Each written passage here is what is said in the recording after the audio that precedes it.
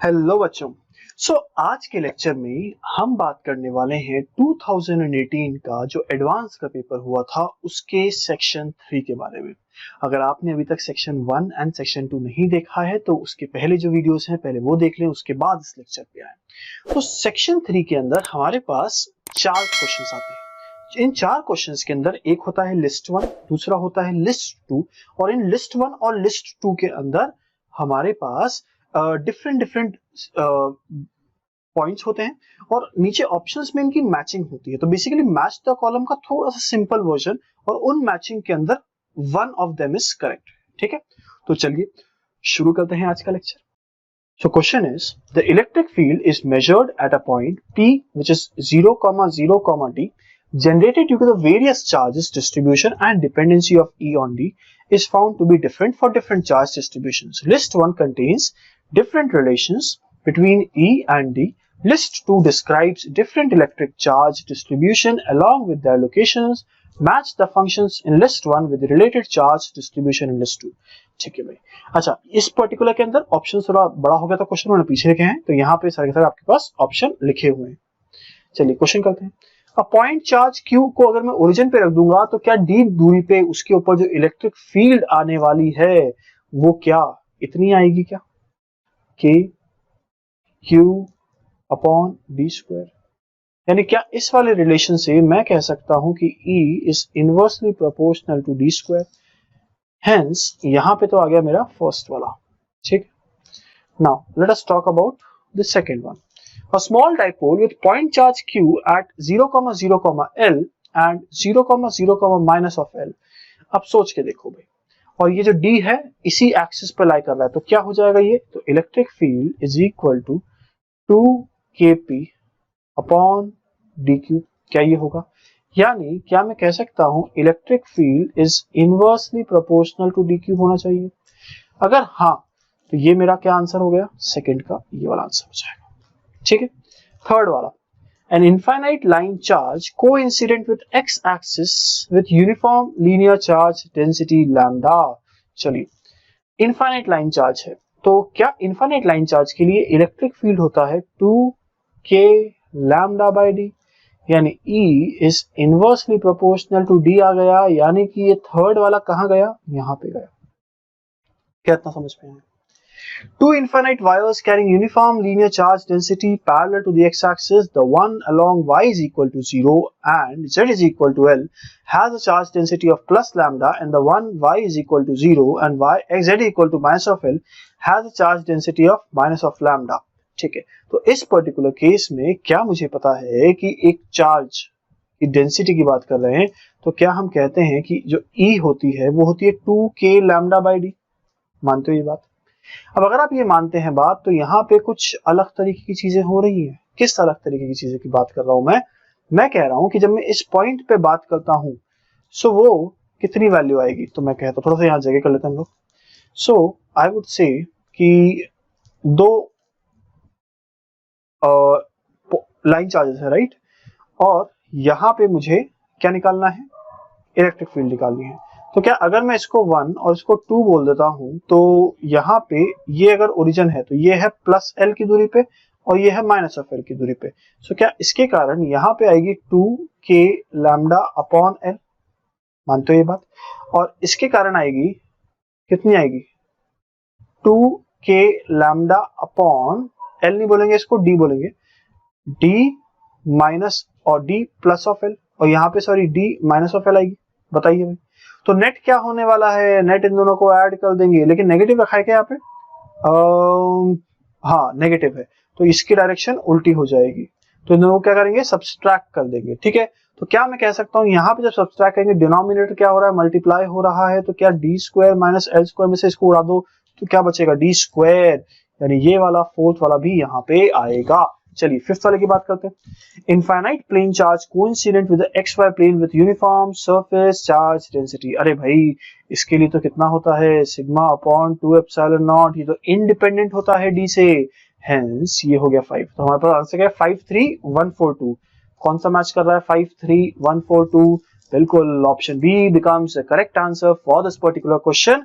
Now let us talk about the next question, which is 16. एक planet है जिसका mass given है m, ठीक है ना, उसके दो नेचुरल सैटेलाइट्स हैं जिनका मासेस हैं m1 and m2. The radius of the circular orbits are given as capital R1 and capital R2 respectively. Ignore the gravitational force between the satellites. Define V1, L1, K1 and T1 to be respectively the orbital speed, angular momentum, kinetic energy and time period of revolution of satellite. 1. And V2, L2, K2, T2 be the corresponding quantities of satellite 2. M1 by M2 का relation हमें दे दिया, R1 by R2 का relation दे दिया, हमें क्या निकालना है, जो गिवन लिस्ट 1 के अंदर ऑप्शंस हैं उनके बारे में बात करनी है. तो लेट अस डू दिस. सो क्या मुझे पता है कि V जो होता है वो होता है under root of G into M upon small r, यानी V is inversely proportional to, इसको मैं कैपिटल R लिखता हूँ, under root of R. Yes और नो. सो क्या मैं V1 by V2 की बात कर रहा हूँ और ये वैल्यू आती है कितनी, R2 upon R1 which is equal to 2 आएगी क्या, देखो तो फटाफट एक बार. यानी इसका आंसर हो गया थर्ड वाला, इसको यहाँ लिखते हैं, इसको यहाँ लिखते हैं, इसका आंसर हो गया थर्ड वाला. ठीक है ना. चलिए अब आगे बात करते हैं L1 by L2. अरे भाई L1 by L2 तो कितना होता है, M1 V1 R1 upon M2 V2 R2. अब V1 by V2 की वैल्यू आई थी 2, M1 by M2 की वैल्यू है 2, R1 by R2 की वैल्यू है कितनी 1/4. तो ये कितना आ गया, 1 आ गया, यानी Q का आंसर कितना हो जाएगा, 2 हो जाएगा. K1 by K2 ये कितना होता है, half of M1 into V1 square, half of M2 into V2 square. M1 by M2 कितना है, 2 है. V1 by V2 कितना है, अगेन 2 है, 2 का स्क्वायर ये आ गया 8, यानी ये कितना हो गया, 4 हो गया. अगर इतना समझ में आ गया तो फिर फाइनली बचा है T1 by T2. T1 by T2 क्या होता है, और टाइम तो होता है 2 pi under root of R³ by GM, यानी this is equal to R1 by R2 to the power, कितना लिखूंगा भाई, 3/2. इसको सॉल्व करूंगा तो how much will I get, I will get this value as 8 आ रही है. देखो तो एक बार फटाफट, क्या इसकी वैल्यू 8 आएगी, क्या नहीं 1/8 आएगी ना. तो इसका आंसर कितना हो जाएगा, 1 हो जाएगा. तो फाइनली मेरे पास क्या आंसर हो गए, 3, 2, 4, 1. ऑप्शन मैच कर लेते हैं. So 3, 2, 4, 1 is matching with option B, यानी कि ऑप्शन बी क्या हो गया, करेक्ट हो गया. Now let us talk about the 17th question.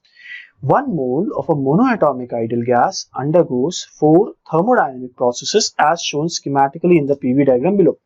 Among these 4 processes, one is isobaric, one is isochoric, one is isothermal and another one is adiabatic. Match the processes mentioned in list 1 with the corresponding statements. ठीक है भाई. So क्या मैं कह सकता हूँ कि options के साथ ही पढ़ते हैं. Work done by the gas zero कब हो रहा है, क्या वर्क डन जीरो तब होता है जब वॉल्यूम जो होता है वो क्या होगा, चेंज नहीं होगा. तो प्रोसेस 3 के अंदर फर्स्ट ऑप्शन फिट कर रहा है, तो हम यहाँ पे लिख देते हैं 1. अगला, temperature of the gas remains constant, किस में होता है, आइसोथर्मल प्रोसेस में होता है.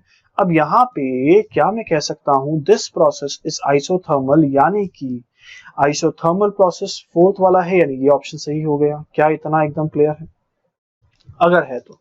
No heat is exchange between the gas and the surroundings, heat exchange नहीं होती गैस एंड सराउंडिंग्स में जब प्रोसेस क्या होता है, एडियाबेटिक. तो फर्स्ट प्रोसेस है एडियाबेटिक, तो इसका आंसर कितना हो जाएगा, थर्ड हो जाएगा. फिर work done by the gas is 6p0 v0, 6p0 v0, यानी कि क्या मैं इसको ऐसे लिख सकता हूँ क्या, 6p0 v0 को 3 times p0 into 2 times v0, यानी क्या ये वाला एरिया की बात कर रहा हूँ, यानी कि प्रोसेस 2 के अंदर होगा 4. तो आंसर क्या हो गया, 3, 4, 1, 2. तो भाई देख लीजिए 3, 4, 1, 2 किससे मैच कर रहा है, ऑप्शन सी से मैच कर रहा है, बाकी सब गलत हो जाएंगे. फाइनल आंसर क्या होगा, ऑप्शन सी. चलिए आखिरी क्वेश्चन की बात कर लेते हैं. In the list 1 below 4 different parts of the particle are given as functions of time. If these functions alpha and beta are positive constants इनके appropriate dimensions हैं and alpha is not equal to beta, in each case the force acting on the particle is either zero or conservative. If in list 2 5 physical quantities of the particles are mentioned. P vector is a linear momentum, L vector is a momentum along the origin, K is kinetic energy, U is potential energy and Z is total energy. Match each path in list 1 with those quantities in list 2 which are conserved for that path. अब क्या करेंगे भैया, क्या हम कह सकते हैं कि इस पर्टिकुलर केस के अंदर या इस पर्टिकुलर क्वेश्चन के अंदर हम बोलेंगे कि भाई जब यहाँ पे अल्फा टी और बीटा टी है तो क्या मैं कह सकता हूँ वेलोसिटी हो जाएगी यहाँ पे alpha I cap plus beta J cap, which is actually a constant. Similarly acceleration हो जाएगा 0, इसीलिए क्या हो गई फोर्स जीरो। इसका मतलब क्या कह सकते हैं हम, तो यानी अच्छा इसके ऑप्शन जो है वो यहाँ पे लिखे हैं आपके पास, ठीक है ना। तो यहाँ पे क्या मैं कह सकता हूँ कि मोमेंटम कंजर्व होगा, बिल्कुल होगा। क्या एंगुलर मोमेंटम कंजर्व होगा, बिल्कुल होगा। क्या काइनेटिक एनर्जी कंजर्व है क्या, बिल्कुल है। क्यों कंजर्व है, क्योंकि फोर्स जीरो है, वेलोसिटी में कोई चेंज ही नहीं आएगा। क्या पोटेंशियल एनर्जी कंजर्व है क्या, बिल्कुल है। टोटल एनर्जी कंजर्व है क्या, बिल्कुल है। ठीक है, क्या इतना एकदम क्लियर है? अगर एकदम क्लियर है तो भाई पहले का तो आंसर आ गया हमारे पास। सेकंड वाले की बात कर लेते हैं। तो सेकंड वाला जो है वो क्या है, ये बेसिकली रिप्रेजेंट कर रहा है किस चीज को, रिप्रेजेंट कर रहा है एसएचएम को। तो अगर मैं एसएचएम की बात करूं तो क्या यहाँ पे मेरे पास क्या क्या कंजर्व रहने वाला है, एक तो एंगुलर मोमेंटम रहेगा और एक एनर्जी रहेगी। फिर बात करते हैं अगले पार्ट की। अगले पार्ट के अंदर क्या हो रहा है, अच्छा ये एसएचएम नहीं था, बेसिकली ये वाला एसएचएम हो जाएगा। तो अगले पार्ट के अंदर क्या होगा भाई, अगले पार्ट के अंदर क्या मोमेंटम कंजर्व रहेगा? नहीं भाई, मोमेंटम तो कंजर्व नहीं हो सकता। तो क्या एंगुलर मोमेंटम होगा? यस। काइनेटिक एनर्जी होगी? यस। नहीं, काइनेटिक एनर्जी भी नहीं होगी इसके अंदर तो, ठीक है ना। तो क्या काइनेटिक एनर्जी होगी क्या, देखिए भाई, चलिए थोड़ा सा ऑप्शंस की मदद लेते हैं हम लोग। सो ऑप्शंस के हिसाब से बिल्कुल ठीक है। तो यहाँ पे हमारे पास kinetic energy conserve, angular potential energy conserve and total energy भी कंजर्व हो जाएगी। जब मैं बात करता हूँ इसकी, तो क्या यहाँ पे वेलोसिटी हो जाएगी अल्फा आई कैप प्लस बीटा टी जे कैप, एक्सेलरेशन हो जाएगा बीटा जे कैप, यानी एक्सेलरेशन क्या है, एक्सेलरेशन कांस्टेंट है। अगर एक्सेलरेशन कांस्टेंट है तो क्या मोमेंटम कंजर्व हो सकता है क्या, आंसर है नहीं। क्या बाकी सब चीजें कंजर्व हो पाएगी क्या, नहीं, आंसर हो जाएगा 5। यानी कि लुकिंग एट द ऑप्शंस कौन सा सही हो जाएगा, ऑप्शन ए सही हो जाएगा। तो आज का लेक्चर हम लोग यहीं पे खत्म करते हैं। आपको अगर अच्छा लगा हो तो इसको लाइक करिएगा, आप अपने फ्रेंड्स के साथ शेयर करिएगा और सब्सक्राइब दबाने के बाद बेल आइकन जरूर दबा दीजिएगा। तो चलिए मिलते हैं हम लोग नेक्स्ट लेक्चर में। Thank you.